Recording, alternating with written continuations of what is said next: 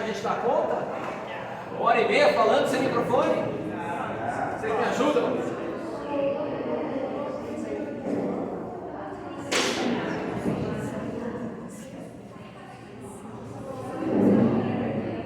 Diego, tudo bem? Então vamos lá.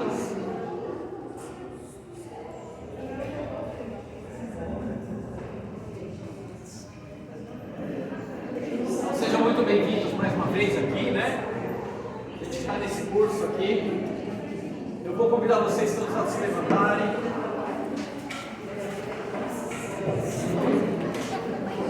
Em nome do Pai, do Filho e do Espírito Santo. Amém. Vinde, Espírito Santo, enchei os corações dos vossos fiéis e acendei neles o fogo do vosso amor.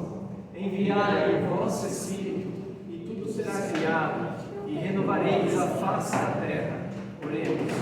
Ó Deus, instruísse os corações dos vossos fiéis com o amor do Espírito Santo.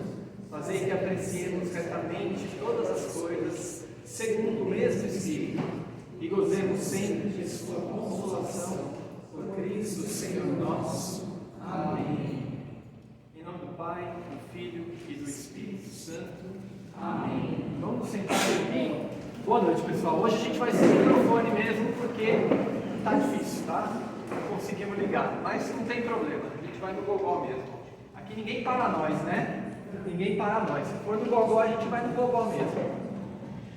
Antes de mais nada, eu quero falar o seguinte, bem rapidamente, porque hoje o assunto ele é bem vasto, então eu vou falar bem rapidinho. Segunda-feira que vem, dia de São José. São José é pai de Jesus. Foi antecipado no domingo. Ele é antecipado, mas o dia 20. Dia 19. Então, dia 19, então, confundi. Então, dia 19, dia de São José. E São José é pai de Jesus. Vou falar bem rapidamente que nos últimos 150 anos a gente vem aprendendo cada vez mais. A igreja tem venerado cada vez mais esse grande santo. E o que eu queria colocar aqui para vocês é que é um santo de muitos milagres, né? Um santo muito de muito carinho pela Santa Igreja, né? Tem um filme que eu canso de falar para vocês. Quem já assistiu esse filme? Levanta a mão. Tem alguém que assistiu? É bom o filme? Legal, não é? É muito bacana o filme, vale a pena. E eu acho que ainda tem algumas sessões acontecendo. Particularmente na minha vida, ele entrou no ano passado, quando eu perdi o meu emprego. E aí fizemos uma novena lá em casa, uma trintena na verdade, para São José. E no último dia da trintena eu estava de novo empregado, né? Um grande milagre de São José na minha vida, a minha experiência pessoal, né? Acredito que muitos de vocês possam ter também essa experiência, mas eu, a Débora e os nossos filhos rezamos incansavelmente nos 30 dias e a graça aconteceu no último dia. Então esse foi um pequeno exemplo, mas um exemplo de que São José está sempre na nossa vida, né? Ele é muito presente quando a gente clama a Ele, quando a gente chama a Ele, tá bom? Mas é isso aí, eu vou falar rapidinho mesmo, porque a gente tem muita coisa ainda para falar hoje. Por que é muita coisa? Paixão, morte e ressurreição. A partir de hoje, não que antes não tivesse toda uma preparação, mas a partir de hoje a gente entra com mais ênfase ainda na Semana Santa, né? A gente vai se preparar mais fortemente ainda para a Semana Santa, que vai ser no começo de abril, dias 6, 7, 8, 9 de abril, né? É o final de semana desse período aí. Então eu quero que vocês entendam e vivam plenamente aquilo que vai ser, que a igreja vai viver. Porque se vocês forem lá sem saber o que está acontecendo, sem saber nada do que está acontecendo, vai entrar de um jeito e vai sair da mesma forma, não vai mudar nada. Mas se vocês prestarem atenção e viverem aquilo que a gente está propondo nessa Semana Santa, vocês vão ver uma grande alegria, uma grande graça que vai acontecer na vida de vocês, ok? Então, essa é a nossa dica aqui. Dando continuidade, então, a gente está estudando o Creio. A gente já viu sobre Deus Pai. Semana passada, a Vivian e o Gui falaram sobre Deus Filho, a parte da encarnação, né, no seio da Virgem Maria, pelo poder do Espírito Santo. E a vida privada, Jesus criança, e depois a vida pública de Jesus. Sobre a vida pública de Jesus, eu tenho uma coisinha para falar. Não adianta a gente aqui achar que nas aulas da catequese vai dar para a gente contar todas as passagens da vida de Jesus. Amém? Nós temos que, nós católicos, a gente tem que, participando da Santa Missa, a gente vai ouvir o Evangelho, ouvir as homilias dos padres. Tem muitos canais hoje no YouTube de bons padres que pregam muito bem. Tem o Padre Paulo Ricardo, tem o Frei Gilson, né? Tem o Padre Mário Sartori e vários outros que vão dar uma homilia diária. Então a gente tem que procurar, não vamos ficar acomodados achando que os catequistas vão contar todo o Evangelho, todas as histórias, tá, gente? Não dá tempo. A gente vai preparar o terreno para que depois eles entram com a homilia, entram de sola na vida de vocês, tá bom? Mas aqui a gente só vai preparar o terreno, tá bom? Vocês são responsáveis pelas vossas almas. É importante isso, tá bom? Então vamos começar? Bom, para a gente falar de crucificação de Jesus Cristo, a gente tem que falar, primeiro, a gente tem que... a fé deve compreender o que é a cruz, ou seja, a gente precisa ir atrás de entender o que é a cruz. E não só através dos evangelhos, que é os relatos, né, do evangelho que a gente encontra na Bíblia, os 4 evangelistas, Marcos, Mateus, Lucas e João, mas também a gente tem que entender através de estudos de fontes que mostram como é que funcionava o contexto daquela época, que é uma época de 2000 anos atrás. Então aqui é uma continuidade daquela aula que a gente falava sobre o Antigo Testamento. A gente contou pinceladas do Antigo Testamento até o ano 64, vocês lembram? Agora não, agora a gente vai tentar entrar um pouco mais a fundo, não é tão a fundo, mas é um pouco mais a fundo, dentro desses 33 anos aí de Jesus, né? mais especificamente dentro da última semana de Jesus, para tentar entender o que aconteceu naquele momento. Gente, o que a gente tinha um pouco na semana passada, a Vivian falou um pouco sobre isso também. Como era a sociedade naquela época, como que eram os judeus naquela época, como eles se organizavam, né? Então, o que a gente tem? Então, a primeira coisa que eu acho que... a primeira coisa que eu acho que a gente precisa colocar, contextualizar para vocês, é que Jesus Cristo, ele foi um personagem da história que pisou na nossa terra. Ele pisou nesse chão que a gente está pisando aqui. Ele marca a história. E ele divide a história em antes de Cristo e depois de Cristo. Ele é uma pessoa fundamental. Tem gente que fala, não, porque Jesus Cristo vai saber se ele existiu ou não. Não. Aqui a gente está confirmando, a gente está afirmando que ele passou por essa terra. Ele viveu. E aí, como é que a gente sabe disso? Porque a gente tem que ele padeceu sobre Pôncio Pilatos. Pôncio Pilatos é um personagem real. Ele foi o governador daquela terra. Tem documentos com ele, tem relatos dele, tem edificações com ele, que nós vimos, inclusive, nós quando viajamos para a Terra Santa, tivemos a graça de ir, nós vimos isso. Então ele é uma personagem verdadeira da história. Foi retratado por historiadores da época, como Flávio Joséfo, ou seja, são pessoas que viram e relataram aquilo que aconteceu. Foi crucificado na Páscoa, na frente de uma multidão. Lembra que Jerusalém era o centro de uma religião enorme, que era o judaísmo. Então, era um momento de peregrinação, todos os judeus se encontravam lá, e Jesus foi crucificado na época da Páscoa, estava abarrotado de gente lá. Páscoa dos judeus, né? aqui a gente vai falar um pouquinho quais eram os pilares, como que o judeu pensava, o que era importante para aquele povo e por que Jesus impactou tanto, por que Jesus desagradou tanto eles, que foi culminar na perseguição a Jesus, né? Então, o judeu tinha essa estrita submissão à lei. A lei judaica era composta por 613 preceitos, 613 normas que os judeus tinham que seguir. E eles tinham uma coisa muito importante, né, de falar. Eles tinham que cumprir integralmente a lei. Se eles descumprissem um preceito, é como se eles descumprissem tudo. Então, eles viviam numa constante vigilância para cumprir a lei, e aquilo acabava virando cumprir a lei pela lei.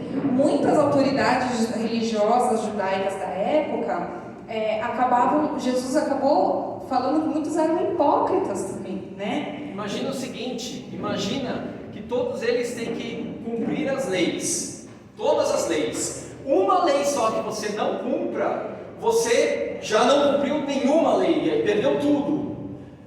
Quantas pessoas conseguem fazer isso? Quantas pessoas conseguem cumprir todas as leis? Ninguém. Era impossível. Então todo mundo, esse cumprimento dessa lei, dessas 600 leis, era algo impossível para ser feito. Todos eles sabiam disso. E acabava sendo um fardo, né, pro povo, assim.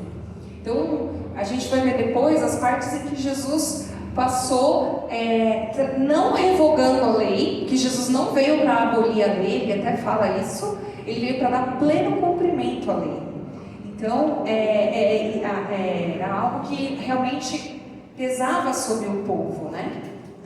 Depois, a centralidade do Templo de Jerusalém. O Templo de Jerusalém, ele ficava, como diz o nome, em Jerusalém, foi construído pelo rei Salomão, e todos os anos as pessoas tinham que ir ao templo para apresentar suas oferendas, e lá eram feitos sacrifícios pelos sacerdotes para expiar os pecados do povo. Vocês lembram da passagem que Nossa Senhora e São José levam Jesus bebezinho no templo para apresentar? Vocês lembram da passagem que também Jesus se perde no templo? Então, o templo era realmente muito importante, ele era o centro, né? Por quê? O que tinha dentro do templo? Por que o templo era tão importante? Alguém sabe? O que tinha lá? O que eles guardavam dentro do templo? Era a Arca da Aliança, o Santo dos Santos dos judeus, que eram as pedras das tábuas da lei. Onde Deus ficava, onde Deus estava, né, no meio deles. Então, era muito importante. O templo de Jerusalém, ele não era um templo, ele era o templo. E não era uma Basílica de São Pedro, não era o Vaticano, era mais, valia mais do que o próprio Vaticano, porque era o único lugar onde eles ofereciam o sacrifício. Era o único lugar. Enfim, temos também aqui, a fé no único Deus. Eles acreditavam, como o Guilherme falou, eles acreditavam no Adonai, no Senhor, no Javé, no Eu Sou. Lembra dessa aula dele? Então, eles tinham isso na cabeça deles. Eles criam que era apenas um único Deus. E eles não estavam errados, a gente sabe disso. Porém, o que acontece?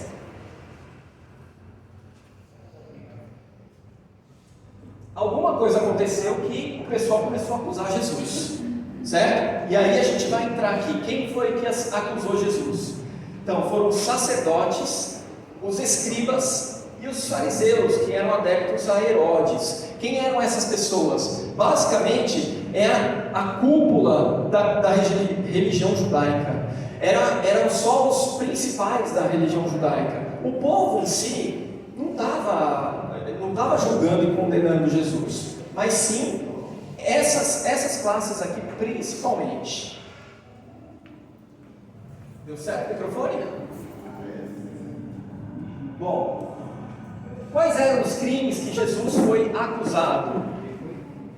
Blasfêmia, Por quê? Porque ele perdoava pecados. Quem era o que poderia perdoar pecados? Deus. Então, na cabeça dos judeus, Jesus perdoando o pecado, ele queria se fazer Deus. Então era uma blasfêmia que ele estava fazendo. E falso profetismo. Ok? Vamos entrar nesses pormenores aqui, né? Qualquer uma dessas penalidades aqui, para o judeu, era pena de morte. Tá? Então, Jesus, ele condenado a isso, ele ia sofrer pena de morte. Vocês lembram que a Vivian falou na semana passada que os romanos eles dominavam aquela região, né? O povo ali de Deus, Israel, estava sendo dominado pelos romanos. O que acontece? Os romanos deixavam aquele povo ter os costumes deles, a religião deles. Só que algumas coisas os romanos tinham monopólio. Algumas coisas só os romanos podiam fazer. E aplicar a pena de morte era uma dessas coisas. Então os judeus tinham a lei deles e para eles tinham crimes passíveis de pena de morte. Então eles conseguiam condenar, mas não conseguiam executar, não conseguiam aplicar a pena. É por isso que os judeus chegam lá e vão atrás de quem? De Pôncio Pilatos, que era um governador romano que estava designado para ficar ali em Israel na época. Então toda essa questão que a gente vê, por isso que vocês vão ouvir no Evangelho da Sexta-feira Santa, é aquela leitura, tá? A gente não vai ficar lendo aqui porque vocês vão viver isso na prática, na missa, nas celebrações, mas para vocês entenderem o que está por trás, tá bom? Então por isso que tem parte que são as autoridades religiosas da época e tem parte que são os romanos, que aí é Pôncio Pilatos mesmo. Então vamos lá, vamos para as argumentações aqui. Quais eram as argumentações que fizeram que Jesus fosse condenado? Primeiro, para o Sinédrio, ou seja, para essa cúpula dos judeus, existiam argumentos religiosos, sendo eles: primeiro, que eles apresentaram, Jesus falou: não julgueis que vim abolir a lei ou os profetas, não vim abolir, mas sim levá-lo à perfeição. Vocês lembram quando a gente estava falando sobre as leis para os judeus, o pensamento dos judeus sobre as leis? Primeiro, eram 600 e não sei quantas leis, que todas deviam ser cumpridas, à risca. Se uma delas não fosse cumprida, você perde todas elas, então você não está cumprindo nenhuma. E terceiro, era impossível você cumprir, é óbvio que era impossível. Quando Jesus vem e fala que não vim para abolir as leis, mas sim para levá-las à perfeição, ele está se colocando como alguém que vai cumprir todas as leis. Então a submissão à lei, ele já está quebrando um pouco da cabeça do judeu quando ele fala isso, dizendo: olha, eu vou cumprir todas à perfeição, coisa que é impossível. Depois, quem de vós estiver sem pecado, seja o primeiro a lhe atirar uma pedra. Pois é. Aí, o que acontece com essa frase aqui? Vocês lembram, vocês já ouviram dizer sobre a pecadora pública que ela estava, a população leva ela até Jesus, joga ela até Jesus e começa a perguntar: e aí, o que você quer? Como é que a gente trata uma pecadora pública dessa? Né? Jesus escrevendo na areia, e aí o que Jesus fala? Exatamente essa frase: quem tiver sem pecado, que seja o primeiro a tirar a primeira pedra. Jesus era um rabi, em primeiro lugar. Isso significa que ele era um doutor da lei, ele conhecia muito de lei. Isso daí é atestado inclusive por Nicodemos. E esse doutor da lei, esse conhecimento da lei, ele aprendeu com Maria e com José. Maria, ela estudou no templo de Jerusalém, ela conhecia muito das Sagradas Escrituras, a ponto de declamar uma oração na frente de Santa Isabel. E aí, só que a diferença aqui, Jesus aprendeu tudo com Maria, só que ele sabia pela divindade dele como interpretar essa lei.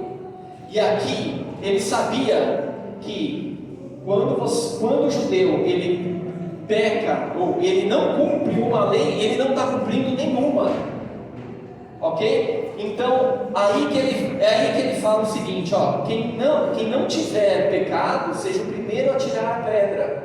Ou seja, está todo mundo na lama, porque é impossível cumprir os mandamentos. Curas no sábado. As curas no sábado, o judeu tinha que guardar o sábado, não podia trabalhar, não podia fazer nada. E Jesus curava. A cura significa trabalho para o judeu. Então ele quebra o descanso do sábado. E aí a interpretação que ele dá é uma nova interpretação para aquele povo, né? Não é o homem que foi feito para o sábado, mas sim o sábado que foi feito para o homem. Dias virão em que destas coisas que vedes não ficará pedra sobre pedra, tudo será destruído. Aqui, quando a gente estava falando do templo, a centralidade do templo, ele rompe diretamente com o templo. Ele está falando do templo aqui. Dias virão em que essas coisas que vedes não ficará pedra sobre pedra. Está falando do templo de Jerusalém.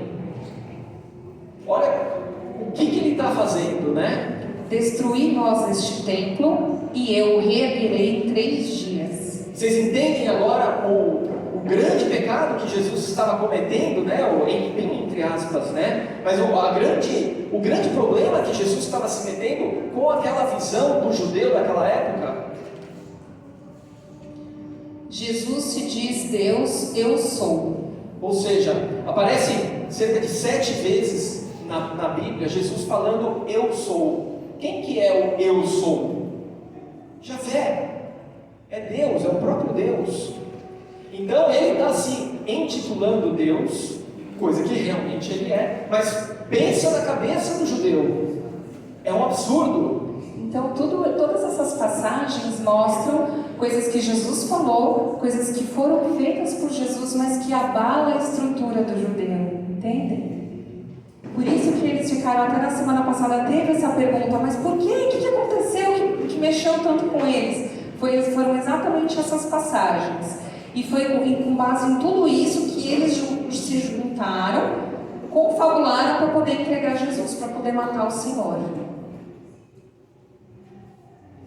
E por fim, eles já tinham condenado Jesus, só que eles não poderiam matá-lo. Lembra que a Débora acabou de falar? Eles não poderiam matá-lo, tá? Eles não tinham essa autorização. Então eles levaram para as autoridades de Roma para tentar fazer com que Roma matasse, permitisse a condenação à pena de morte. E aí, como que eles conseguiram a condenação? Não temos outro rei senão César. Quando Pôncio Pilatos vira, e eu vou matar o vosso rei? A resposta: não temos outro rei senão César. Ou seja, eles estão querendo falar que Jesus está se comparando a César. Mal sabem eles que Jesus é muito superior a César, não é verdade? César era um imperador romano, né? Então, para quem não sabia, César era um imperador romano, era o chefão de tudo. Então, aí eles quase cavam um pênalti, né? Eles cavaram um pênalti mesmo. Eles jogam esse argumento para poder jogar as últimas consequências. Com isso, eles pressionam Pilatos, né? Vocês vão ver nas leituras que Pilatos fala: eu não vejo crime em Jesus. Pilatos não via crime em Jesus, mas diante disso encurralaram ele e aí não teve jeito. Pilatos lavou as mãos e aconteceu tudo o que aconteceu. Inclusive, quando ele fala eu não vejo crime, o que Pilatos falou? Bom, já sei como acalmar essa galera. Eu vou dar umas chibatadas em Jesus, vou castigar ele, e aí eu mostro para eles, para o povo, né? E aí eles vão, pô, já deu o castigo, vai em paz, né? E foi o que aconteceu. Pilatos foi lá e deu chibatada em Jesus, né? Os soldados, né? Ele mandou os soldados baterem bastante em Jesus, mais do que poderia, inclusive, porque eram até 39 chibatadas e passaram disso. Tinha uma regra que só podia dar 39 chibatadas no condenado, mas passaram disso, passaram muito longe. E aí apresentam Jesus né? Pilatos apresenta Jesus já todo ensanguentado, todo machucado, e fala: ó, aqui ó, estou mostrando para vocês, já cumpriu aquilo que devia acontecer. Foi quando o povo grita: crucifica-o, crucifica-o. E aí, além dessa pena, o cara que tinha a pena de crucificação, ele não passava pela flagelação.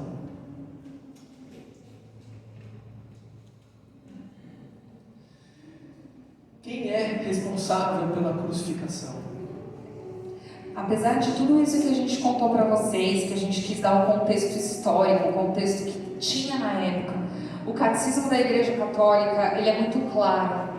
Os judeus não são os responsáveis pela crucifixão do Senhor. Se não são os judeus, quem são? E por que não? Antes de mais nada, né? Por que não são? Primeiro, porque uma pequena parcela só de judeus, foram alguns fariseus quem conspirou a morte de Jesus. Eles manipularam o povo. Eles manipularam o povo. Porque aquele mesmo povo que no domingo da entrada, né, quando Jesus entra em Jerusalém, né, que a gente comemora no domingo de Ramos, aquele mesmo povo que aclama o Senhor é o mesmo povo que grita: crucifica-o, 5 dias depois, na sexta-feira. Então, para vocês verem que realmente teve essa manipulação, né? Também não se pode atribuir aos judeus, porque eles não pode se atribuir aos judeus de todos os tempos. Tem judeu que vive entre nós aqui que não teve nada a ver com o passado, não é verdade? E judeus que viveram na época anterior a Jesus também, que não tiveram nada a ver com isso. Nós todos pecamos e nós somos os culpados pela morte de Jesus. Cada vez que nós pecamos, que nós desagradamos a Deus, que nós ofendemos a Deus, nós estamos cravando um prego nas mãos de Jesus. Nós estamos chicoteando Jesus. Nós estamos cuspindo em Jesus. Cada vez que nós pecamos, é isso que acontece. E pior ainda do que os judeus. Porque se naquela época os judeus não tinham consciência de quem era Jesus, hoje, 2000 anos depois, numa terra cristã, numa terra de Santa Cruz, nós sabemos muito bem quem é Jesus. Nós sabemos, e por isso somos até mais culpados do que os próprios judeus. Ok? Na primeira carta de São Paulo aos Coríntios, São Paulo é claro, ele fala o seguinte: se os judeus tivessem conhecido o Rei da Glória, não o teriam crucificado. E nós, que declaramos que Jesus é o nosso Rei, que nos declaramos cristãos, católicos, e continuamos vivendo uma vida entregue ao pecado, que quando a gente não assume que a gente é pequeno, que a gente é miserável, e quando a gente não quer melhorar, a gente está fazendo o que fizeram com o Senhor naquela sexta-feira. Nós traímos o Senhor, nós batemos no Senhor, nós ferimos o Senhor com o nosso pecado. Então é isso que o catecismo vem nos dizer. E eu achei muito profundo isso, porque quando eu estava no meu começo de caminhada, quando eu vi essa história, eu achava que era culpa dos judeus, sim. Eu achava que era alguém que fez aquilo com o Senhor naquela época, naquele espaço, e era muito cômodo para mim. Eu não enxergava a minha participação nisso, entende? Ao passo que se a gente tenta viver uma vida reta, sabendo que vai cair, mas que vai levantar, sabendo que Deus é um Deus de misericórdia, que a gente pode pedir perdão, que a gente pode emendar a nossa vida, que a gente pode mudar, a gente está consolando Jesus. A gente está acalmando Jesus, a gente está como aquela moça que na Via Sacra pega aquele lenço e limpa a face do Senhor. É Verônica. Quando a gente está tentando viver uma vida reta, uma vida santa, uma vida justa, a gente está consolando o nosso Senhor. No Horto das Oliveiras, que ele ficou sozinho, suou o sangue, a gente está ali com ele. na subida ao Calvário, na flagelação. Então eu acho que isso é o centro da nossa fé e isso é o grande despertar que Deus quer fazer na nossa vida, sabe, irmãos? Ninguém aqui na frente é santo não, sabe? A gente não quer que vocês fiquem pensando, ai meu Deus, não. Mas é isso que está no catecismo e é esse o convite que a gente quer fazer. Vamos junto tentar crescer, vamos junto tentar melhorar, vamos junto, se a gente cair, levantar. Essa é a proposta que a gente tem para vocês esse ano. Pessoal, mais uma coisa ainda. A gente está falando que nós somos os culpados a cada vez que a gente ofende a Deus. Isso é uma grande verdade. Mas isso não tira também de que esse foi um ato da vontade divina de Deus. Um ato da vontade de Jesus, que se deu na cruz. É um mistério de Deus. Por algum meio, por alguma forma, é o plano de Deus. Ele se entrega na cruz para a nossa salvação. Ele se pega em alguns detalhes e ele se pega na história para a nossa salvação. Ok? Bom, meu Deus, por que me abandonastes? Qual foi o sentimento de Jesus naquela hora? Jesus pecou em algum momento? Sim ou não?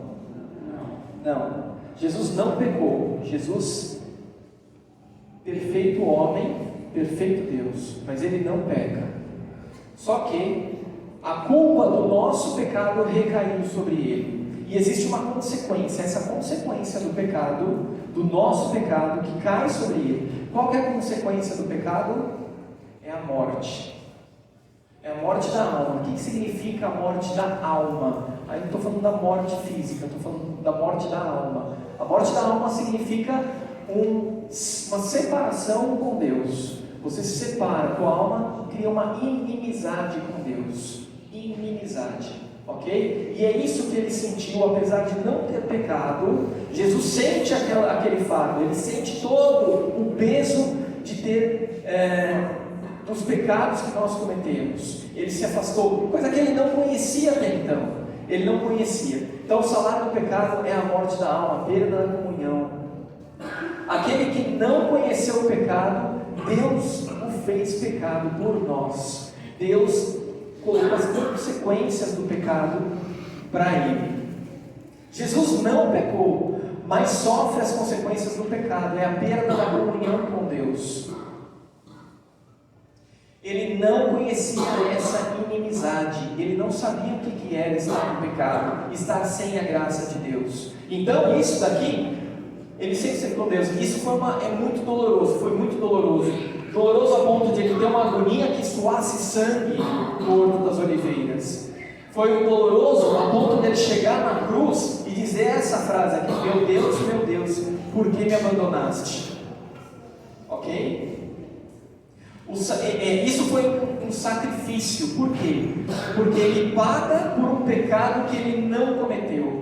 Se ele pagasse por um pecado que ele havia cometido, isso é uma pena.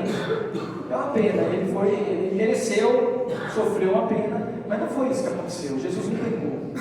Ok? Entrega livre de Jesus. Vocês lembram na semana passada que a Vivian falou que Jesus caminhou com as suas próprias pernas, que ele sabia o que ele ia sofrer, ele se encarnou para isso, é para isso que ele veio à Terra, entende? Ele sabia o que ele ia passar, e por mais que fosse doloroso, por mais que fosse difícil, ele foi, porque a vontade humana dele aderia à vontade divina, e ele sabia que era esse o plano de salvação. Então ele se entrega livremente para todos os homens. Jesus veio redimir não só a humanidade daquela época, ou nós aqui, né, as pessoas que vieram depois dele. Jesus redime toda a humanidade, até o passado, até os seres humanos que vieram antes dele. Olha que coisa profunda. Tá? A gente vai ver como e os que virão também. Os que virão, a humanidade que virá, que ainda não nasceu, ele está redimindo agora.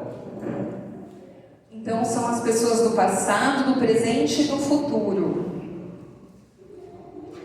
Porque ele cumpriu a vontade de Deus Pai, esse plano do Pai, mas também era a vontade dele. A vontade dele, em várias passagens, ele fala: minha vontade é fazer a vontade do Pai, estou para cumprir a vontade do Pai. Em várias passagens do Evangelho a gente tem isso. E ele se oferece livremente. Tem uma passagem que é muito bonita, que ele fala assim: a minha vida ninguém tira. A minha vida ninguém tira, eu a dou livremente. Isso é algo que eu também refletia quando eu era bem jovem. Eu ficava pensando assim: nossa, obrigaram Jesus, amarraram Jesus, forçaram Jesus a morrer. Mas na verdade ele se entrega. Há no Evangelho várias passagens que queriam ter matado o Senhor antes. E ele consegue fugir, porque não era o tempo ainda, sabe? Não era o momento dele morrer. O momento dele morrer, que ele se entrega livremente. Então, em várias passagens, vocês vão ver também na Semana Santa, que tem um momento que até Pedro quer defendê-lo, Pedro quer atacar os soldados que vão pegar ele, e ele: não, Pedro, eu vou. Então, olha o tamanho da entrega de Jesus. É algo que a gente não consegue nem exprimir aqui. Espero que vocês estejam conseguindo pegar um pouco, mas é muito profundo. O sacrifício que Jesus fez na cruz, que ele ofereceu na cruz na Sexta-feira Santa, de forma cruenta, ou seja, com o seu sangue, com o seu corpo, ele antecipa de forma incruenta na Quinta-feira Santa, através da instituição da Eucaristia. Mesmo que a gente não entenda, nós vamos ter uma aula, ou uma ou duas específicas só sobre esse assunto. Não se preocupem, mas não tem como a gente enxergar a entrega de Jesus na cruz sem pensar na Eucaristia. Quando Jesus na quinta-feira se reúne com seus apóstolos, pega o pão, dá graças, parte e diz: tomai todos e comei, este é o meu corpo que será entregue por vós. Este é o meu corpo. Em que momento o corpo de Jesus é entregue por nós? Na cruz. Então Jesus antecipa de forma misteriosa, de forma sacramental. É ali que ele institui o Santíssimo Mistério da Eucaristia. Nós vamos ter uma aula só sobre isso, mas eu quero que vocês tenham isso na cabeça, porque pode ser que em algum momento a gente veja esse paralelo, e eu quero que vocês entendam, tá? E aí eu quero trazer aqui um pouquinho para vocês o que é o sacrifício para o judeu, né? Então, o judeu, desde que ele saiu do Egito e viveu 40 anos perdido no deserto, eles já tinham lá as tábuas, né? Eles já tinham a Arca da Aliança, as tábuas da lei, eles já tinham o Santo dos Santos, e eles armavam as tendas no meio do deserto, e lá eles faziam toda a liturgia desse sacrifício, né? E esse sacrifício, aos poucos eles entraram na Terra Santa, como a gente tinha visto, e Salomão foi o primeiro que construiu um templo lá no Monte Moriá, onde disse que aconteceu o sacrifício de Abraão no seu filho Isaac. Todos estão lembrados disso? Então, por isso que lá é um lugar tão santo, tão especial para os judeus. Aliás, é um lugar especial para as 3 grandes religiões monoteístas, que é o judaísmo, o cristianismo e o islamismo. Então, lá é uma bagunça justamente por causa disso, porque eles tem muita gente que considera aquele pedaço, aquela terra santa, tá? E aí o que acontece? Esse sacrifício, ele acontecia uma vez por ano. O dia chama Yom Kippur, né? E os judeus, eles vão todos lá para o templo, e eles oferecem animais, o melhor dos seus animais, o mais vigoroso, o mais novo, para Deus. E quando eles oferecem esses animais, é para expiar o pecado. Só que eles estão expiando os pecados e eles todo ano eles têm que voltar a expiar novos pecados, porque os pecados eles estão ali. É difícil da gente não ter pecados, não é verdade? A gente estava falando que a gente se submeter, o judeu se submeter à lei era algo impossível, assim como nós também, é impossível. Então, eles expiavam pelas forças humanas, né? Então, eles expiavam os pecados através do templo, do sacrifício. Então, aqui é só uma imagem, né, ilustrativa, mas esse daqui é um modelinho aqui do que era o templo de Jerusalém. Então, vocês podem ver que aqui, ó, todo isso aqui é o templo de Jerusalém. Aqui são as salas dos sacerdotes. Aqui é o pátio dos gentios, onde Jesus, por exemplo, chicoteou um monte de vendedores, né, que estavam fazendo da casa de Deus um comércio. Vocês lembram dessa passagem? Já ouviram, né? Ótimo. E aqui era onde aconteciam os sacrifícios que eram imolados, os animais que eram imolados. Imagina, nesse Yom Kippur, milhares de pessoas iam até Jerusalém, centenas de milhares de pessoas iam até Jerusalém e ofereciam animais. Imagina o que não devia ser isso aqui em termos de higiene, né? São animais que eram mortos, sacrificados e queimados. Então você via os animais sendo mortos e queimados aqui, consumidos pelo fogo. E aqui dentro, nessa pequena tenda aqui, é onde ficava, é o Santo dos Santos, onde ficava a Arca da Aliança, que era a coisa mais importante deles, é onde Deus realmente habitava, onde o sacerdote, ele entrava uma única vez por ano para dizer o nome Javé. Uma única vez, era a única vez que se pronunciava o nome Javé, ok? Quando a gente estava falando da centralidade do templo, vocês entenderam como era importante o templo, não é verdade? Beleza.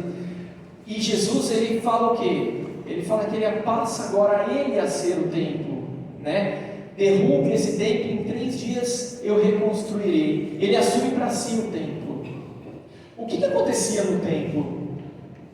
A gente tinha reunião de pessoas aqui, reunião de milhares de pessoas, não é verdade?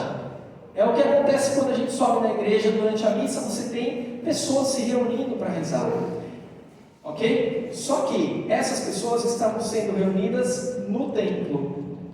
Jesus, o que ele veio fazer aqui na nossa terra? Ele veio pregar o evangelho, né? Ele veio pregar o reino de Deus, anunciar o reino de Deus. O que é o reino de Deus? O reino de Deus é a reunião dos filhos de Deus em volta de Jesus. Ou seja, a reunião dos filhos de Deus em volta do templo passa a ser agora, perde o valor e passa a ser a reunião dos filhos de Deus em volta de Jesus, como centro, como templo. Ok? Jesus é o templo, mas Jesus não é só o templo, porque Ele é também a oferta, a oferenda. Ele é o Cordeiro de Deus que tira o pecado do mundo. Não foi São João Batista que falava isso? Eis o Cordeiro de Deus, eis aquele que tira o pecado do mundo. É isso que a gente fala nas missas também. Então Jesus, além de ser o templo, Ele também é o sacrificado. Ele é o sacrifício, a vítima. E, como a Débora comentou, ele se entrega, ele se doa, não é verdade? Quem é que entrega o sacrifício? É um sacerdote. Então ele é sacerdote também. Ele é o único que entra no Santo dos Santos e entra em definitivo no Santo dos Santos, que é no céu, em Deus. Então, Jesus Cristo, vamos lá, Ele é a vítima, o sacerdote e Ele é o templo. Ok? Isso é importante para a gente saber. Mas aí vocês devem perguntar, bom, mas não poderia continuar dessa forma? Não poderia ser uma outra pessoa? Vamos pegar o Ivan aqui, vamos oferecer o Ivan em sacrifício. Vocês acham que ajudaria alguma coisa? Por que não? Por que tinha que ser Jesus? Vocês já fizeram fizeram essa pergunta? Porque Ele é Deus. Tá, porque Ele é Deus. Mas por que esse plano mirabolante? Porque esse pecado também. Por que Jesus? Vamos lá. Quando você... Se eu chegasse aqui na frente de vocês, tivesse um mendigo aqui sentado, vamos supor, vou pegar um mendigo, e eu chegasse e desse uma cusparada na cara do mendigo, o que eu fiz é grave? Sim. É muito grave, né? É uma ofensa muito grave. Agora imagina o seguinte, imagina que essa mesma cusparada eu dê na minha própria mãe. É mais grave? Vocês acham que é mais grave? É mais grave. Por quê? É mais grave. Mas o ato não foi o mesmo? Por que no mendigo, uma pessoa que eu não conheço, ela não é tão grave, ela é grave, né? Mas ela não é tão grave quanto na minha mãe. Por quê? Porque minha mãe ama.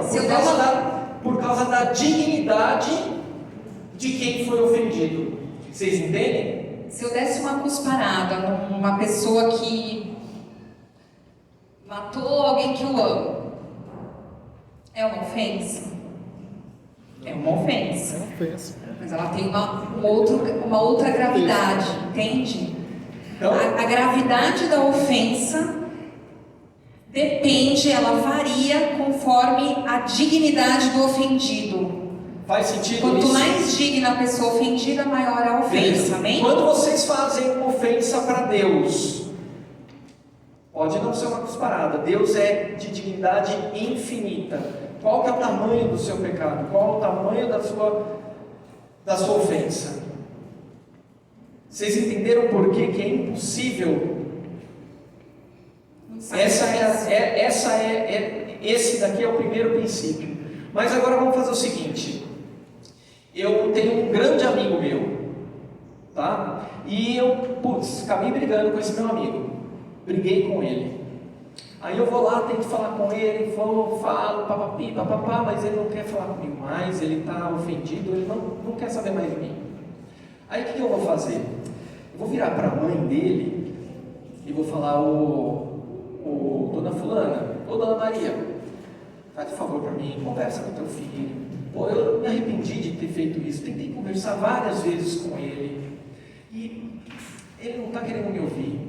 Por favor, conversa com ele, bate um papinho com ele e tal, vê se você consegue me juntar de novo. E aí o que ela vai fazer? Ela vai chegar, vai preparar uma comida bem gostosa para esse meu amigo, vai entregar para ele vai comer, vai fazer todo carinho para ele, não é verdade? Aí vai virar assim para o filho e vai falar assim, filho, o Ivan, ele fez besteira, a gente sabe, mas, ele está arrependido, a gente viu, ele está bastante arrependido, faz isso por mim, volta a amizade com ele, faz por mim isso. E aí o filho, o que ele vai fazer? Ele vai aceitar. Vocês perceberam que a dignidade aqui no perdão ele funciona diferente. A dignidade de quem pede o perdão é quem leva em consideração. Pela mãe do cara, né? Eu sou perdoado, mas não eu por mim mesmo sou perdoado. Faz sentido? Então a dignidade de quem pede o perdão do pecado é quem consegue acalmar a ira de Deus, vamos colocar bem assim, tá? Quem consegue expiar aquela ofensa. Faz sentido? Agora, Deus, a gente ofendeu terrivelmente a Deus. Qual é a dignidade que a gente precisa para expiar os nossos pecados? Só um Deus. Só uma dignidade infinita de um Deus para expiar esse pecado, essa ofensa que nós fizemos. Por isso que a gente está falando que é somente Jesus. E Ele é Deus, mas ao mesmo tempo Ele é homem. Ele é homem com tudo que nós somos. Por quê? Porque Ele precisava redimir a humanidade. E para redimir a humanidade Ele precisava sentir tudo aquilo que a gente sentiu. Ele redimiu não só o nosso corpo, não só a nossa alma, mas Ele redimiu o os nossos sentimentos, o nosso intelecto, a nossa vontade, o lado psíquico, tudo, por completo. Jesus, ele redime tudo. Por quê? Porque ele em tudo é igual a nós. Em tudo ele é igual a nós, menos no pecado.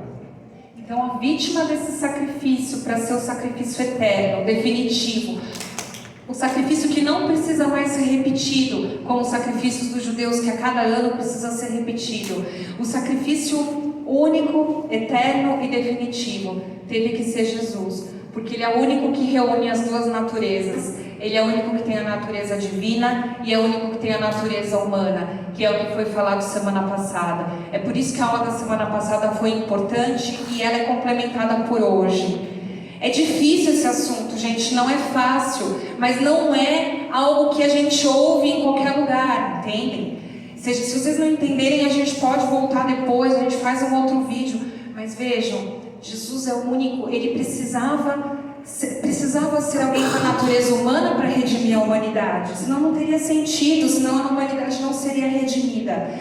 E com a natureza divina, porque ele é o único que consegue apresentar para o Pai e satisfazer o Pai, e é o único que pelo grau da ofensa, pelo grau do ofendido e pela dignidade da vítima, é o único que consegue anular, expiar e redimir. Inclusive a palavra redimir é pagar. Se eu tenho uma dívida e eu vou lá e faço a remissão da dívida, redimir a dívida, quem é do direito sabe disso, porque eu estou pagando a minha dívida. Então Jesus nos redimiu porque Ele paga a nossa dívida. Se o salário do pecado é a morte, quem deveria morrer éramos nós. Concorda? A humanidade pecando, quem deveria morrer ter a morte eterna? Quando a gente fala morrer, é a morte eterna, é a morte da alma, é o afastamento de Deus. Quem merecia ter a morte eterna era a humanidade. Jesus nos redime porque Ele paga essa dívida no nosso lugar. Quem merecia estar na cruz era eu. Não Jesus. Jesus não pecou, Jesus não fez nada. Quem merecia estar na cruz era o Ivan, era cada um de nós. Mas Ele não deixou por amor. Por isso que a gente fala, Jesus, às vezes a gente ouve, sabe, tanto Jesus te ama, Ele morreu na cruz por você e tal, mas entendam, era para eu estar lá. E Ele me substitui, Ele paga a dívida mortal que eu tinha, a dívida eterna que eu tinha pelo meu pecado. Ele paga com o que há de mais precioso que pode existir, que é o sangue de um Deus, que é o corpo de um Deus. Ele esvaiu até a última gota do seu sangue, até o ponto de na cruz, quando o centurião passa a lança pelo lado, jorra o quê? Sangue e água. Jesus se esvaiu por completo, não havia mais nada.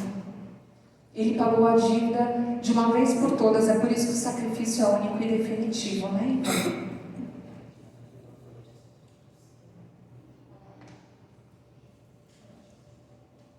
Então, é isso que a Débora acabou de falar. O sacrifício único, redime toda a humanidade, definitivo. Não é preciso sacrificar-se novamente. Além disso, ele é um sacrifício pascal. Por quê? Ele promove a redenção definitiva dos homens. Então é a redenção definitiva. E também é a nova aliança, porque reconduz os homens à comunhão com Deus. Tudo bem? Vocês estão acompanhando? Sim. Beleza. Ninguém está dormindo não, né? Então beleza. Vamos lá. Então, assim como pela desobediência de um só homem, foram todos constituídos pecadores, assim pela obediência de um só homem, todos se tornam justos. Isso é em Romanos 5, tá? E aí eu vou fazer uma pergunta: quem que foi o desobediente dessa história toda? Adão, isso mesmo. Então, pela desobediência, o grande pecado de Adão, lembra, é a desobediência. E os nossos, muitas vezes, nossos pecados, ele começa na desobediência, tá? Bom, o que acontece é o seguinte, é como se nós estivéssemos na cruz com Jesus. Somos todos associados à cruz, a começar de Maria. E aí eu tenho um bom exemplo para falar para vocês. Vocês lembram das bodas de Caná? As bodas de Caná foi quando o povo estava com sede, né? E aí Deus, ele faz o quê? Ele dá a esse povo o melhor vinho. Não é verdade? Agora, Jesus está na cruz. E quando ele está com sede, o que o povo dá? Dá vinagre. Vocês entendem essa comparação? Entendem a diferença? E é aí que a gente se une à cruz de Cristo. Todos os sofrimentos de Cristo, nós temos como nos unir a Ele e oferecer os nossos sacrifícios por Cristo. Ok? Essa imagem aqui vocês conhecem, né? Piedade. Por quê? Jesus está morto no colo dela e ela chora. Jesus morto. Jesus experimentou a morte, não foi uma brincadeira, ele morreu mesmo. Jesus morreu. Corpo e alma se separaram. Essa é a definição de morte. Corpo e alma que se separam. Jesus desce à mansão dos mortos no 7º dia, no sábado. Isso significa, Jesus ele descansou no 7º dia. Assim como Deus criou o céu, toda a criação em 6 dias e no 7º ele descansou, assim como os judeus guardavam esse preceito de trabalhar de domingo, né, eles não chamavam de domingo, de primeira-feira, né, até a sexta-feira, e o sábado eles guardavam. Quando a gente falou que Jesus ele cumpriu todos os mandamentos, todas as leis, né, ele cumpriu todas as leis de forma perfeita, ele descansou no 7º dia, no sábado. Seu corpo não se corrompeu. Não se corrompe porque ficou 3 dias. Se ele tivesse ficado no 4º dia, para os judeus ele já havia começado a putrefazer, né? Como Lázaro, por exemplo. Jesus ressuscitou Lázaro, mas ele estava: Senhor, não adianta tirar a pedra, ele já cheira mal, tirem a pedra. E ele chama Lázaro para fora. Isso não aconteceu com o corpo de Cristo, não se corrompeu. Cristo desceu de alma apenas, o corpo continuava lá sepultado, a alma dele foi para a mansão dos mortos, que é também chamado de Sheol, tá? Os que estavam na mansão dos mortos estavam privados da visão de Deus, ou seja, é como se eles estivessem dormindo, tá? Vamos colocar mais ou menos assim. Mas eles não tinham o acesso a Deus, eles estavam longe.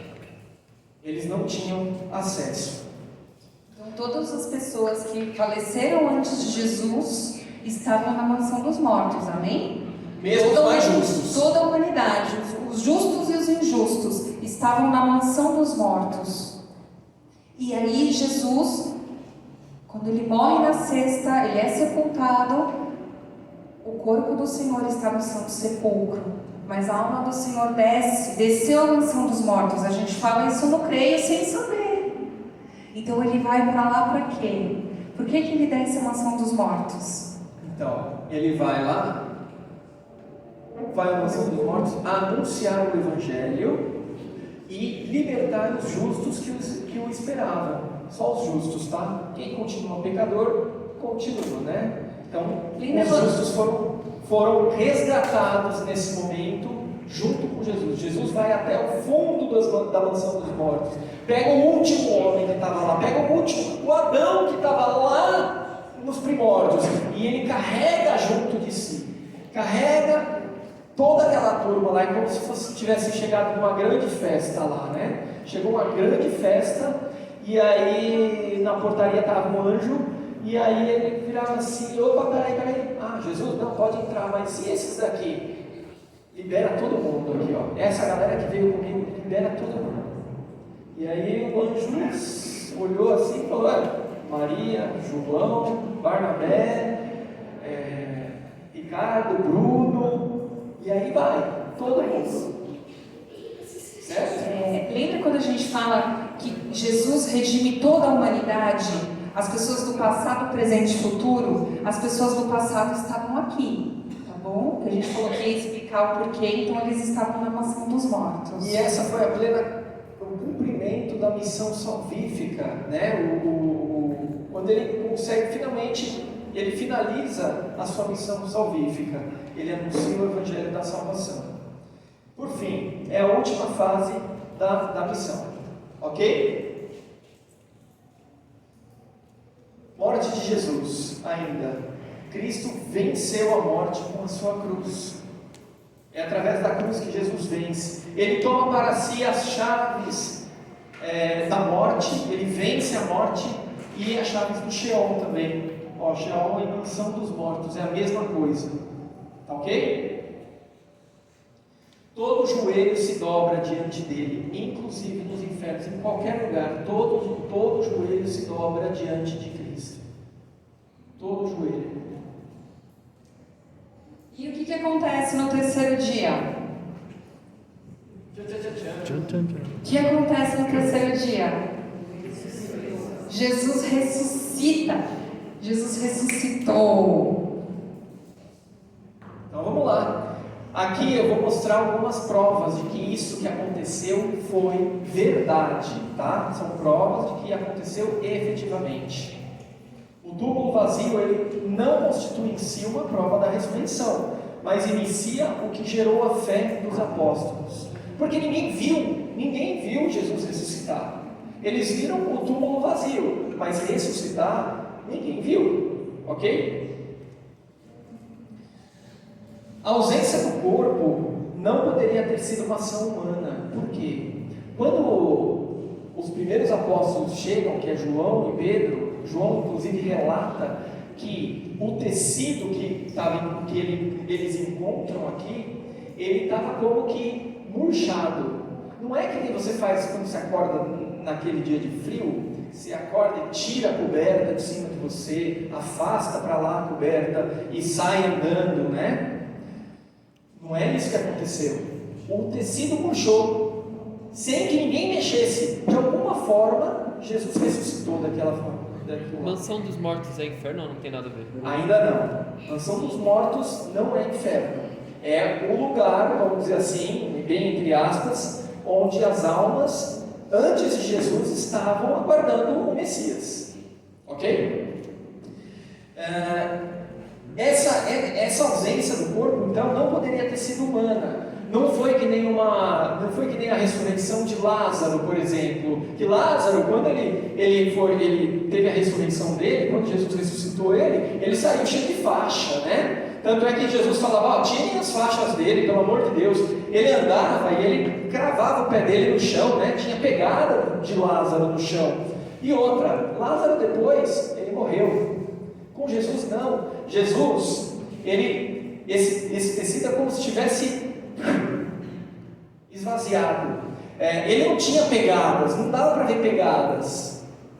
E também ele não morreu depois. Então foi totalmente atípico. Além disso, as testemunhas da ressurreição de Cristo começam sendo mulher, né? Que naquela época a mulher não valia muita coisa. Desculpem as mulheres, mas é a verdade, não valia muita coisa. O testemunho das mulheres não valia absolutamente nada pro jurídico, né? Então a testemunha de uma mulher não valia nada. Tanto é que o Pedro, quando ficou sabendo disso, os apóstolos quando souberam disso, eles tiveram que sair correndo e falaram, alguma coisa aconteceu, vou sair correndo, eu não estou acreditando nisso. E foram conferir realmente se o corpo tinha sido roubado ou não, ou se estava lá ou não. Ele morreu, mais testemunhas ainda, as mulheres, Pedro, os apóstolos e mais de 500 pessoas que inclusive Paulo fala que ainda vivem entre eles. Lembra que Jerusalém estava lotada, né? Ou seja, morreu em Jerusalém meio a Páscoa, é isso que eu estou falando, estava lotada a cidade. Os apóstolos não entenderam que Jesus ia ressuscitar, eles não tinham essa dimensão do que ia acontecer. Eles continuaram sem acreditar que Jesus tinha sido ressuscitado, mesmo depois de ter visto Jesus. Tanto é que Jesus fala assim, Tomé, enfia o dedo na minha chaga, coloca o dedo para você ver que sou eu mesmo. Ele fazia o que? Ele comia Peixe, ele comia com os apóstolos para provar para eles: olha, sou eu mesmo, em carne e osso. A ressurreição de Jesus, vejam, não é a sua alma viva andando por aí, tá? Jesus ressuscitado, ele ressuscita de corpo e alma. Só que o corpo dele se transforma.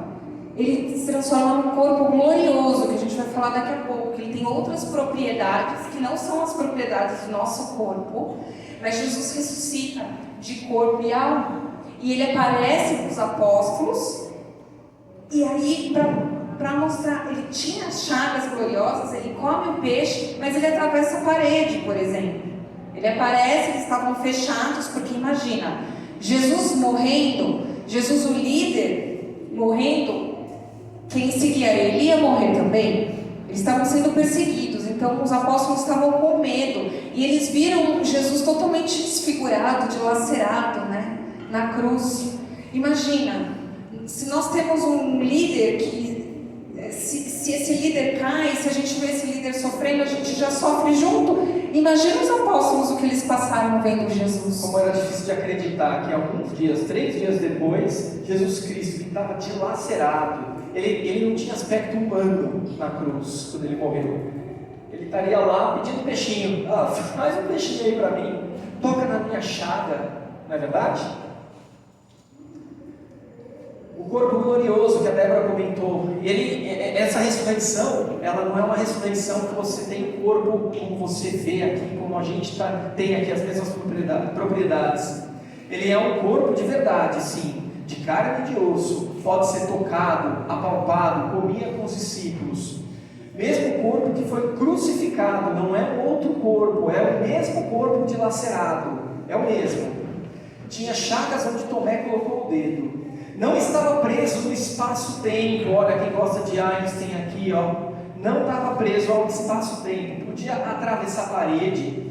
Ele alterava, ele chegou numa reunião com os discípulos, atravessando com as portas fechadas, atravessando a parede. Alterava a aparência, como o jardineiro que aquela discípula viu, quando chegou perto do túmulo, ela pensava ser um jardineiro. Ou os discípulos de Emaús que não o reconheceram ao partir do pão.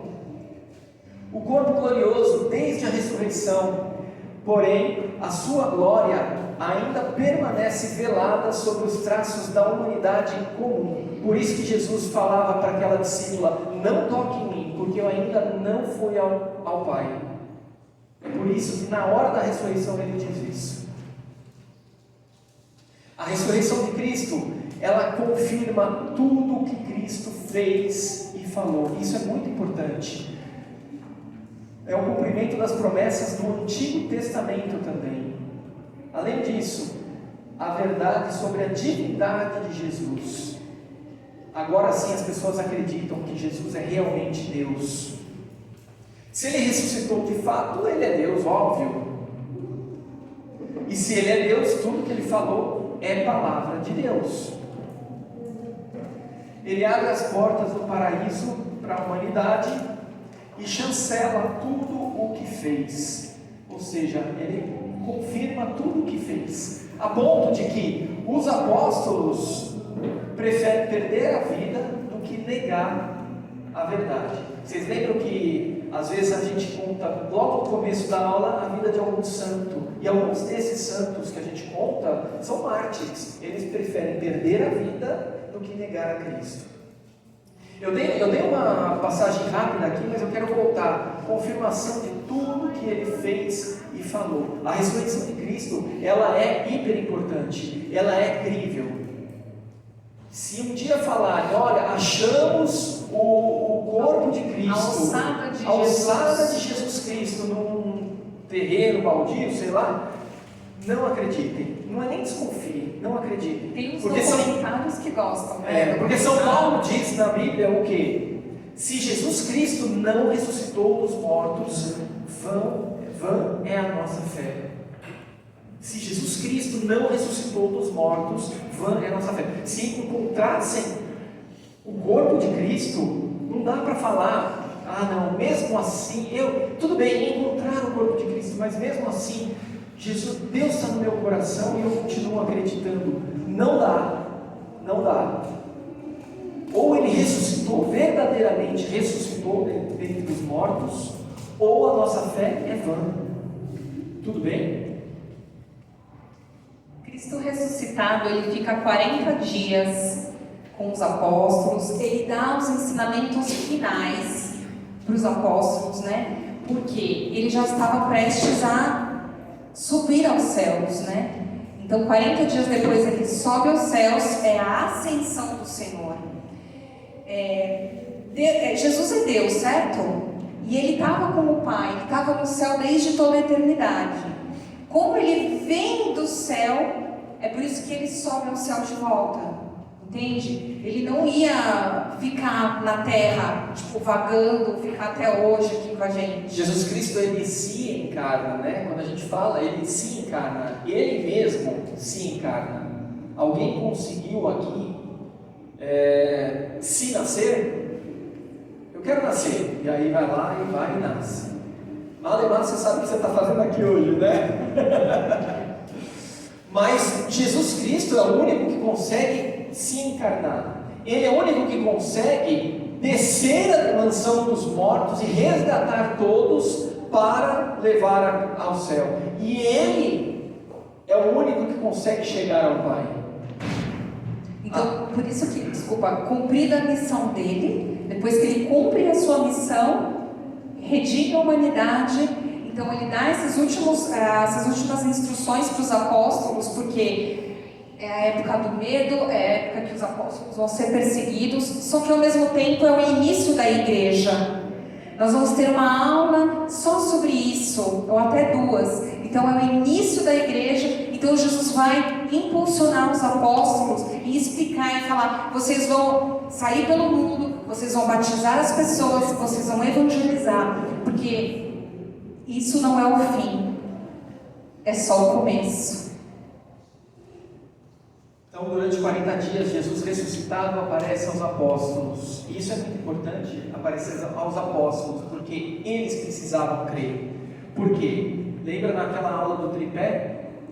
A fé, a tradição, ela vem dos apóstolos. Se os apóstolos não crescem, nós também não deveríamos crer. A ascensão é a subida de Jesus por si próprio. Só Cristo pode ir ao Pai por si próprio. Ele subiu de carne e osso. Não foi o Espírito de Jesus, mas sim a carne e o osso também. Ele instaura o reino de Deus. Quem lembra o que é reino de Deus aqui? Vamos ver se vocês lembram. O que é o reino de Deus? É a reunião dos filhos de Deus em torno de Jesus. Olha a galera indo agora, né? Que o céu está aberto. Olha a galera indo para o céu em torno de Jesus. Sentado à direita de Deus Pai, ele entra no Santo dos Santos. Sacerdote por excelência, sacerdote da nova e eterna aliança. Que é o que a gente vinha falando aí sobre Jesus, vítima, sacerdote e templo. E os apóstolos passam a ser as testemunhas desse reino que não terá fim. Ok? Gente, isso daqui é uma pincelada que a gente está dando. Uma pincelada para que vocês possam, entendendo direitinho o que está acontecendo durante a Semana Santa, principalmente, vocês possam viver de uma forma plena, de uma forma melhor possível. Eu espero que vocês tenham entendido um pouquinho mais, acrescentado um pouquinho mais, para que essa Semana Santa aqui, ela seja transformadora, diferente de todas elas. É isso que eu quero, que eu creio. E eu vou levantar agora para perguntas. Quem tem, dá tempo de umas perguntinhas rapidinho? Vai fazer partilha hoje, mas quem tem pergunta, umas 3 perguntas dá para responder, tá? Vamos lá, André. A gente sabe que Deus é 100% humano e 100% Deus, quando ele estava aqui conosco. Depois, quando ele é pegado na cruz, quando ele se faz um sacrifício, ele continua com a natureza humana dele? Continua. continua com a natureza humana dele. Ele morre, ele perde, ele morre, que ele é a separação do corpo e da alma. Aí ele desce a mansão dos mortos, Deus ressuscita ele no terceiro dia, corpo e alma. A natureza humana. A natureza humana e a divina. Ele nunca perde, ele voltou, ele subiu aos céus, ele está no céu com a sua natureza humana e divina. E aí a gente pode falar que existe algum lugar, e aí não é exagero, não é espiritual, nem nada disso. Em algum lugar ele está, porque só corpo ocupa lugar no espaço. Em algum lugar ele está. E ele vai voltar. E ele vai voltar. Diga. Não, eu já sabia que ele ressuscitou, mas eu achei que ele tinha ressuscitado e ido para o céu direto, não andado entre nós de novo. Não, ficou 40 dias conosco. Lê os finais dos evangelhos, e lá vai ter. E depois do tempo, a gente tem tempo pascal, a gente vai ter a Semana Santa, a gente tem 8 semanas de tempo pascal. E aí vai ficar todas as missas, vai ficar. O evangelho vai ser esse, as ovelhas vão ser essas. Aí você vai entender bem legal, tá? Mais uma? Em meio a tantas testemunhas que tinham no dia, né? Por que os judeus não acreditam que existiu Jesus, que ele foi, né? Que ele é Esse é um grande mistério, sabe? É um grande mistério. Eu acho que Deus ele acaba velando os olhos de muitas pessoas. Tá? Por exemplo, eu vou te dar um exemplo aqui. Quando Jesus ressuscitou, as pessoas começaram a ficar meio... Vocês ficaram sabendo o que aconteceu? 2 deles estavam indo de Jerusalém para Emaús, e assim, o que aconteceu? A casa caiu, mano. Vocês ficaram sabendo? E aí, de repente, Jesus aparece no meio deles, só que eles não reconheceram. E aí ele começa a perguntar: o que vocês estão falando? Você não está sabendo do que aconteceu? Mano, você é o único que não está sabendo. É o único que não está sabendo que Jesus era um profeta e tudo mais, ele era grande, mas ele foi crucificado. E depois de 3 dias ele ressuscitou. Você sabe o que é isso? Você não estava lá? Onde você estava nesse tempo todo? E aí Jesus, eles não reconheceram Jesus. Jesus começa a explicar as passagens do Antigo Testamento, mostrando para eles as profecias de que isso era para acontecer. Aí ele falou assim: não, tudo bem então, agora que terminou, eu vou embora, tal. Jesus dando migué, tá? Aí os discípulos: Tá tarde, fica conosco. tá bom, Janta com a gente. E ele foi. E quando Jesus, na ceia, levantou e abençoou o pão, né? Aí que os olhos deles, dos discípulos de Emaús, caíram como que escamas nos olhos deles, e eles reconheceram Jesus na partida do pão. E aí Jesus some. Então, de alguma forma, eu não sei responder exatamente porque os judeus não acreditam, mas de alguma forma, quantos de nós que estamos ali, que nos dizemos cristãos muitas vezes, ou os ateus, ou os muçulmanos, a gente pode elencar um monte de gente. E por que nós não acreditamos nesse Cristo? Porque de alguma forma pode ser que Deus esteja velando, ou Ele permita que haja um véu que não deixa reconhecer. Não sei explicar, mas é um mistério. Entendeu? Eu escutei alguns amigos judeus que assim, não é que eles não acreditam que ele existiu, eles não reconhecem como Messias. Exatamente, porque que existiu. Flávio Josefo, que nem eu estava falando, Flávio Josefo, que era um historiador da época, ele relata quanta gente viu Jesus. Todo mundo sabe que ele existiu, mas eles não reconhecem por algum véu que eles não conseguem penetrar. Ok? Dá tempo da partida? Última pergunta então.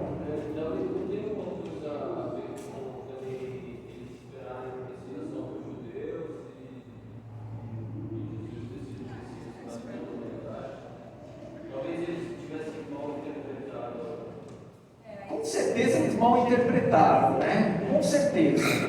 Porque quando eles leem a Torá, que são os livros do Antigo Testamento, né? Quando eles leem a Torá, eles não têm um negócio que chama... Eles não têm a chave de leitura para ler corretamente aquilo lá. A chave de leitura dele, nossa, como cristão, é o próprio Cristo. Então a gente lê o Antigo Testamento à luz de Cristo, né? Eles não têm essa chave de leitura, então eles não conseguem interpretar da mesma forma. Talvez eles não acreditam, porque justamente eles esperam o terceiro tempo e vai ser antagonista ao Apocalipse. Eles esperam o Messias deles, sabe? Se for analisar o Messias deles, Pode ser. vai ser o anticristo. Aí a gente cai também, a gente cai em especulação. Eu sinceramente eu não conheço os motivos dos judeus não acreditarem, porque eu creio, entendeu? E eu olho para muitas vezes o pessoal da minha própria família e falo, cara, como é que você não acredita? Eu faço de tudo para eles acreditarem, mas não acreditam. Então é complicado isso. Vamos fazer as partilhas então? Ó,